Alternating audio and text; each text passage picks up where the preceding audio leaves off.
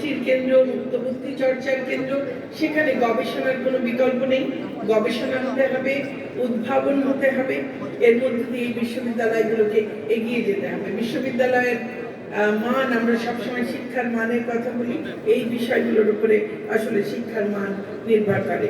একই সঙ্গে আমরা যেহেতু কাজের জগৎ থেকে বারবার এই নতুন কিছু শিখবার জন্য হয়তো আপনার ক্যাম্পাসে ফিরে আসবার সুযোগ হবে না, সেখানে ব্লেন্ডেড এডুকেশনের সুযোগ রাখতে হবে।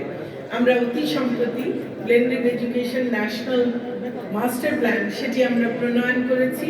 এটি মাননীয় প্রধানমন্ত্রীর কাছে আপাতত দেওয়া হয়েছে। তিনি এটি অনুমোদন করলে আমরা এটি নিয়ে এর বাস্তবায়নের কাজ শুরু করব আমাদের শিক্ষার সকল স্তরে। আমাদের শিক্ষার্থীদের এই সফট স্কিলস এর পাশাপাশি আমাদের যে মূল্যবোধগুলো সেগুলো শেখাতে হবে। আমাদের আগের বক্তারা সবাই বলেছেন যে আমাদের সততা জরুরি, আমাদের একনিষ্ঠতা জরুরি, এবং তার সঙ্গে মানবিকতা বোধ, সহমর্মিতা, পরমত সহিষ্ণুতা, এই বিষয়গুলো খুব জরুরি। এগুলো না থাকলে একজন মানুষ সত্যিকারের মানুষ হতে পারে না।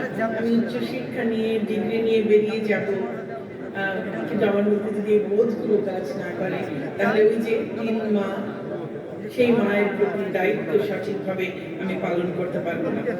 একই সঙ্গে আমি এই কথাটি আগেও বলেছিলাম, এবং আমার মন তখন আমাকে আমাদের আজকের সমাবর্তন বক্তা তিনি সেটি খুব পছন্দ করেছিলেন। আমি আজকেও আবার বলতে চাই যে এখন সারা বিশ্বব্যাপী আমরা সারাক্ষণ শুধু স্টেম বলি, সায়েন্স, টেকনোলজি, ইঞ্জিনিয়ারিং, ম্যাথমেটিক্স পড়তে হবে নিশ্চয়ই।